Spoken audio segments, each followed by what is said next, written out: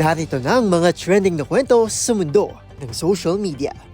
Bagong signages at wayfinders sa MRT Quezon Avenue Station, hinangaan ng commuters. Video tour ni Vico Soto sa bagong health center sa Pasig, viral. Kwelang pakulo ng mga Pinoy sa pagsakay muli sa kabayo ngayong mataas ang presyo ng gas, kinaaliwan online. Netizen, ibinahagi ang hiling ng nasakyang Grab driver, kinantigan sa social media. At lalaking nagtangkang tumalon sa roof deck na isang 22-story building sa QC, nasagip ng BFP.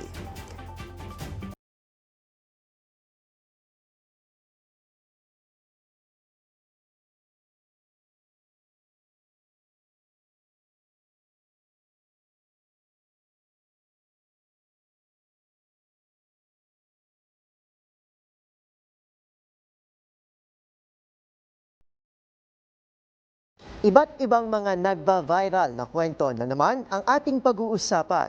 Mga trending sa social media na tiyak hindi lang nakakaaliw, kundi maring kapulutan din ng aral at kuminsaning makabagbag damdamin din.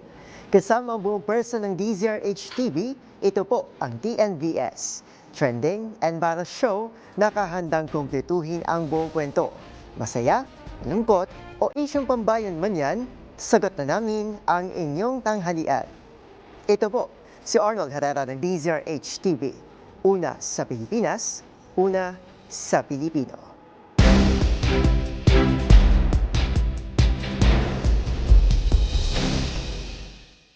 Para sa ating unang trending story, sabi nga ni Julian Santos, may nangyayari na. Tila yan kasi ngayon ang eksena sa MRT Quezon Avenue, kung saan kapansin-pansin ang pangmalakasang station revamp. Maliban kasi sa bagong pintura, mabilis ding napansin ng mga commuter ang pagbabago sa signages at wayfinders na hindi lang mas malinis kundi tugma na rin sa disenyong ipinatutupad sa LRT1. Ang mga detalye alamin sa report na ito. Glow up is real! Kaway-kaway sa mga commuter dyan na nakapansin sa kakaibang glow ngayon ng MRT3 Quezon Avenue Station. Mula sa bagong pintura at karagdagang mga ilaw hanggang sa mas pinagandang ticket booths na mas lalong magpapagaan sa biyahe ng bawat ordinaryong Pilipino. Pero ang mas agaw pansin sa mata ng publiko, ang pangmalakasang revamp sa kanilang station signages at wayfinders na hindi lang malamig sa mata at mas madaling mabasa, kundi mas commuter-friendly na rin, lalo na para sa mga turista at mga dayos sa Maynila. Mas malinaw ng direksyon kung saan matatagpuan ang hagdan, elevator, gayon din ang entrance at exit points. Nahahawig na ito sa disenyong ipinatutupad ng Light Rail Manila Corporation sa LRT1 stations na minimalist at malinis ang layout. Nagkaiba lang ito sa kulay na ginamit, kung saan dilaw sa MRT habang green naman sa LRT1. Tugma sa color coding system ng dalawang railway system. Gayon din sa karagdagang station code na YLO2 na tumutukoy sa Quezon Avenue bilang ikalawang istasyon sa Yellow Line gaya ng coding style sa Japanese train lines. Ayon sa pamunuan ng MRT, bahagi ito ng kanilang rehabilitation project na layong pagandahin ang mga istasyon at pag-aani ng buhay commute ng mga Pilipino. Samantala, nagpahayag naman ng galak ang mga netizen sa malaking development na ito, bagay na inaasahan nilang maipatutupad na rin sa LRT2 upang magkaroon ng mas uniformeng itsura ang tatlong pangunahing train lines sa Metro Manila. Para sa DZRH TV, ito si Arnold Herrera. Una sa Pilipinas, una sa Pilipino.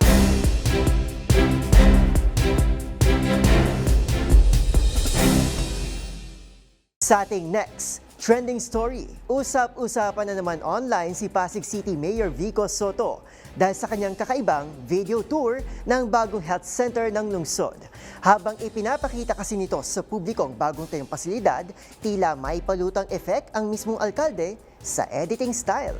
Sama-sama tayong mag-good vibes sa trending report ni Millie Borja.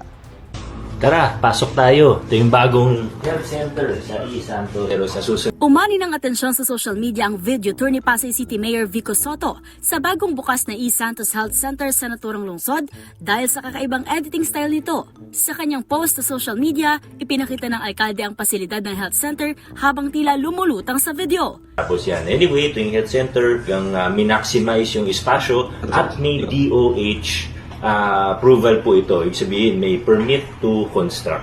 Yan ang isa sa ginagawa natin ngayon na maganda yung pagpaplano. Dati magpapatayo lang, bahala na kung sasakto o hindi. Madalas masikip, madalas may mga kulang. Pero ito po talagang kinukonsulta pati yung end user, yung City Health Department. Angkop siya sa pangailangan ng isa. Ipanaliwanag ni Soto sa isang netizen na remove background lang po yan at pabiro pang idinagdag na hindi talaga siya naglalakad ng pabaliktad. Nang tawagin naman ng isang netizen na pasabog ang video, agad ditong itinama ni Soto at sinabing, "Correction, this is float through." Bukod sa aliw na hatid ng video, ipinakita rin ito ang mga bagong pasilidad ng health center. Ang 3 palapag na gusali na nagkakahalaga ng 13.5 million pesos ay may CCTV system at fire safety features. Ayon kay Soto, kinonsulta rin ang mga health worker at iba pang end users sa pagpaplano ng proyekto upang matiyak na matutugunan nito ang pangangailangan ng mga pasyente at kawani. Dagdag pa niya, ang mga bagong health center sa lungsod ay sumusunod na sa pamatayan ng Department of Health kumpara sa ilang lumang pasilidad na masikip o kulang sa infrastruktura. Bukod sa gusali, naglaan din ng lokal na pamahalaan ng humigit kumulang 6 million pesos para sa halos 200 meters na pagpapagawa ng kalsada, drainage system at mga sidewalk sa paligid ng East Santos area. Para sa Deezer HTV, ito si Mili Borja, una sa Pilipinas, una sa Pilipino.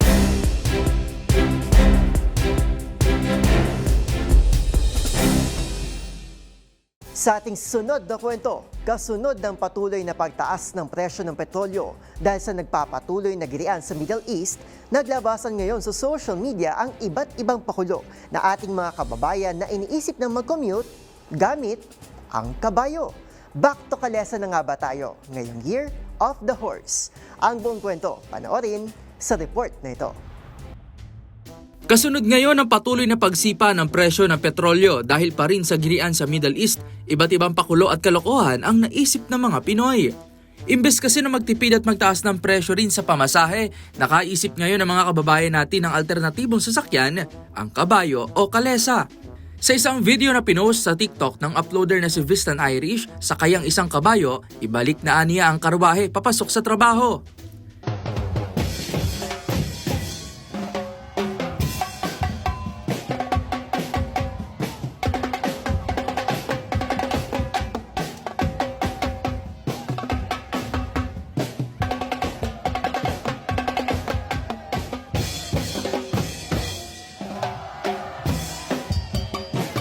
Ayon tuloy sa ilang netizens na nagkomento, hindi na daw uso ang pagsakay sa jeep dahil no to gas na but yes to grass. Ganyan din ang makikitang bersyon ng uploader na sina El Gamana at Raven Lee kung saan kabayo na rin ang kanilang dala papuntang trabaho.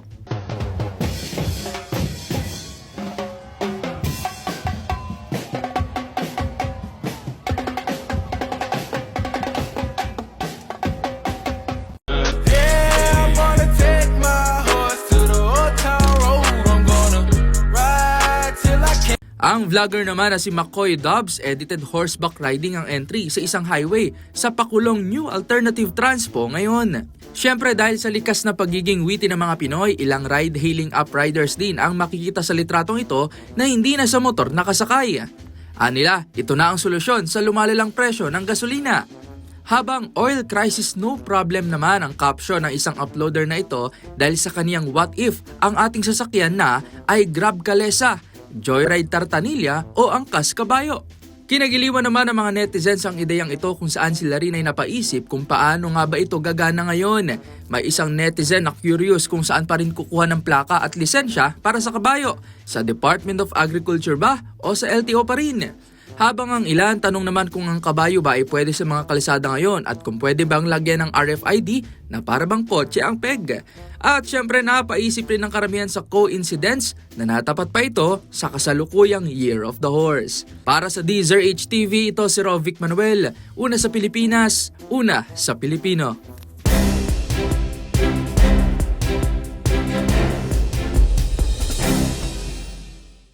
Samantala sa iba pang kwento, kinaantigan sa social media ang post na isang netizen tungkol sa kanyang nasakyang ride-hailing app driver. Sa pagsakay kasi nito ay makikita ang isang placard na humihiling ng tulong pinansyal para sa kanyang asawa na sumasailalim sa dialysis. Ang buong detalye sa report ni Dustin Bayog. Maraming netizen ang nagpaabot ng donasyon at dasal para sa isang ride-hailing app driver kung saan humarap sa dialysis ang kanyang asawa. Ito ay matapos mag-trending ang post ng netizen na si KM Molato kung saan nabidahagi nito ang kauting hiling na naturang driver. Nag-book si KM ng ride upang sana pumunta sa kanyang tita pagkatapos nito magtungo sa simbahan. At pagsakay nito ay agad niya nakita ang cardboard sa likod ng upuan sa harapan kung saan nakasulat ang paghingi ng tulong ng driver na nakilala bilang si Tatay J. Hapitana. Ayon kay KM, nagkikidi dialysis ang kanyang asawa na naging komplikasyon ng kanyang sakit sa diabetes.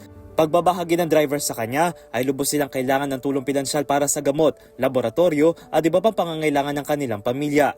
Agad na naantig dito ang maraming netizen kung saan umabot ito sa higit 30,000 shares sa Facebook. Marami rin ang nagpadala ng donasyon para kay Tatay J habang sa ngayon ay wala pa ring update ang naturang uploader. Para sa DZRH TV, ito si Dustin Bayog. Una sa Pilipinas, una sa Pilipino.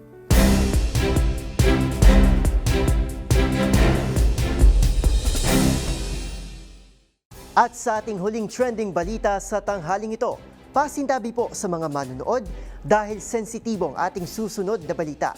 Agad na na-rescue ng Bureau of Fire Protection o BFP ang isang lalaki na nagtangkang tumalon sa roof deck na isang 22-story building sa Quezon City.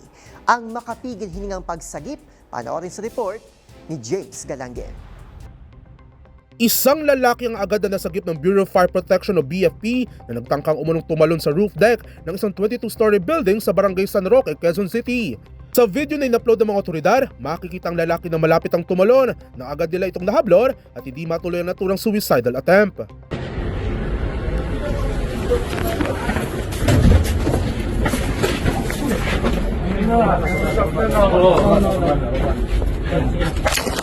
Pagkababay, sinuntok pa nito ang kamera ng mga otoridad na siyang nagre-record ng mga pangyayari.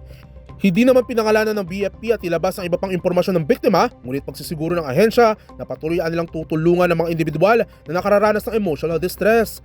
Samantala, bumuhos naman ang pagbati ng mga netizen sa BFP at sa patuloy nitong tapat sa serbisyo, niligtas ang tulad ng mga tao na lalagay sa peligro o gaya ng nangyaring insidente. Sa tala ng Philippine National Police o PNP, halos 2,000 mga Pinoy nagkitil ng sarili nilang mga buhay magmula Enero hanggang Hunyo ng nakaraang taon. Para sa DZRH TV, ito si James Galangue, una sa Pilipinas, una sa Pilipino.